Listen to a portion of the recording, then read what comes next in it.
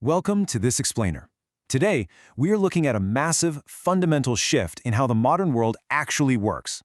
For the longest time, when we heard the word engineering, we pictured physical products, right? We thought of cars rolling off assembly lines, airplanes, massive defense systems. But today, the most complex systems we interact with aren't just physical objects anymore. They are highly dynamic, deeply interconnected services. We're in the middle of a huge transition from a world focused strictly on manufacturing products to one focused on engineering services, where you, the customer, actually help create the value you consume. It is a completely fascinating shift, and understanding it is absolutely crucial for anyone involved in modern systems design. Okay, let's dive into this. Here's our roadmap for today. First, we've got the new service economy. Second, service systems engineering defined. Third, the power of co-creation. Fourth, improvement versus true innovation. And finally, number 5, transdisciplinary design stages. Let's get started. Section 1. The new service economy, from products to ICT services. Now, to truly appreciate where we are going, we really have to look at where we came from and see exactly how technology has rewritten the rules of the game. Think about the old paradigm. It was all about the product economy. Your traditional manufacturing, aerospace, defense.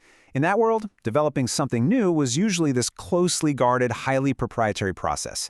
It was basically a closed loop, explicitly designed to protect a company's competitive advantage. But the new paradigm? That's a whole different ballgame. That's the service economy. This 21st century shift is entirely driven by information and communication technology, or ICT, and of course, the World Wide Web.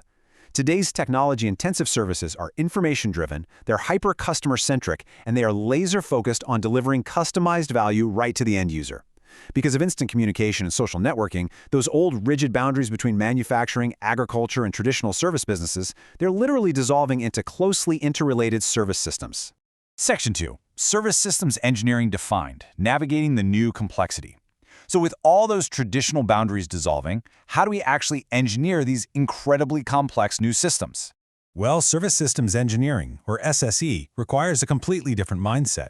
It's formally defined as a disciplined, transdisciplinary approach that combines society, science, enterprises, and traditional engineering to optimize customer experiences and value. I want you to really notice that word, transdisciplinary. You can't just throw a bunch of software developers in a room and call it a day anymore. Because service transactions are personalized to meet highly specific customer needs, you have to integrate social aspects, governance, business operations, and technology, all at the exact same time. This methodology has to be dynamically tailored so that the services can rapidly adapt to constantly changing enterprise and end-user environments. It's like building the airplane while you're flying it. Now, what's really interesting about this breakdown is how the systems engineering body of knowledge formally structures this exact discipline to keep it from becoming total chaos.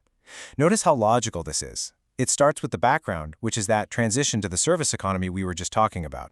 Then it moves straight into fundamentals and properties, where we actually classify different service types. From there, it explores scope and value, covering the architecture frameworks and the life cycle. And finally, it gets down to the stages, detailing the major process activities and the actual work products you need during service design.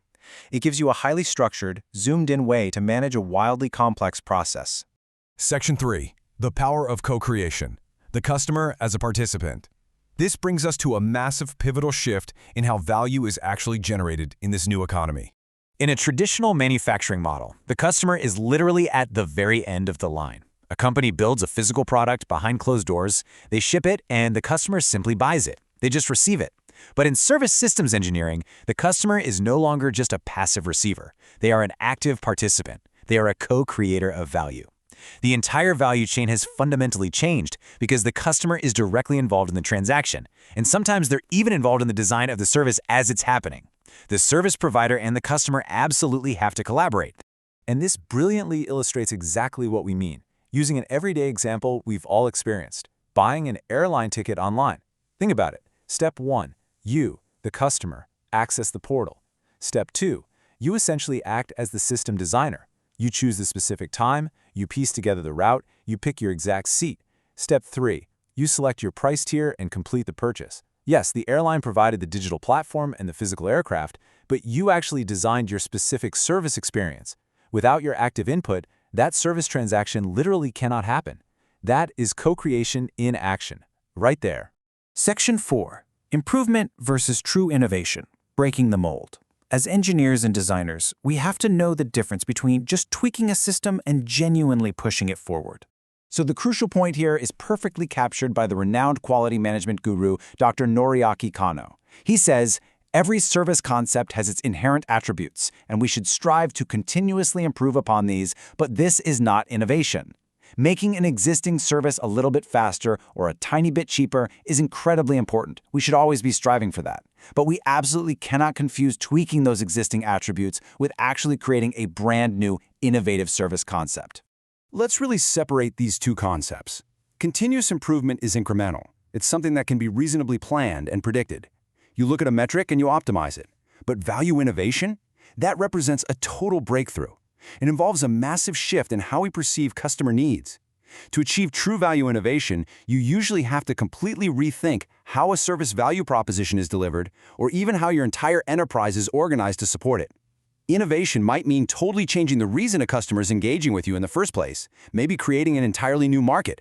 You can't just plan a breakthrough on a spreadsheet. It requires a culture that actually encourages thinking completely outside the existing mold. Section 5, Transdisciplinary Design Stages, Putting it into Practice. So how do we actually build the kind of environments where this innovation and co-creation can happen? Let's move to how this translates to actionable design. To foster true value innovation today, you can go ahead and throw out the old myth of the lone inventor locked in a basement solving every single dimension of a problem. Modern service design absolutely requires integrating people, ideas, and technology. It relies on a vast network of co-creators who each hold a vital piece of the overall solution. And one of the most fascinating aspects of this, successful co-creation actively embraces the concept of not invented here. Instead of demanding proprietary ownership over every single little component, modern designers leverage existing tools, open platforms, and outside ideas to rapidly speed up their ideation and get to market faster. They are actively utilizing modern mass communication and social networking platforms to make this massive collaborative innovation process possible. Well, we've covered a ton of ground in this explainer today. We went from the major transition out of the product economy through the rigorous transdisciplinary nature of service systems engineering, all the way down to the vital distinction between everyday improvement and true value innovation. But the core thread running through all of this, the absolute most important takeaway, is the active role of the end user. So I want to leave you with this final thought to chew on. How will you invite the customer to co-create value in your next engineered system? Because in the 21st century service economy, if you aren't engineering a system specifically for co-creation, you aren't just falling behind, you are playing by the rules of an economy that simply doesn't exist anymore. Thanks for joining me today, and I highly encourage you to take these concepts and start totally rethinking the value propositions in your own projects.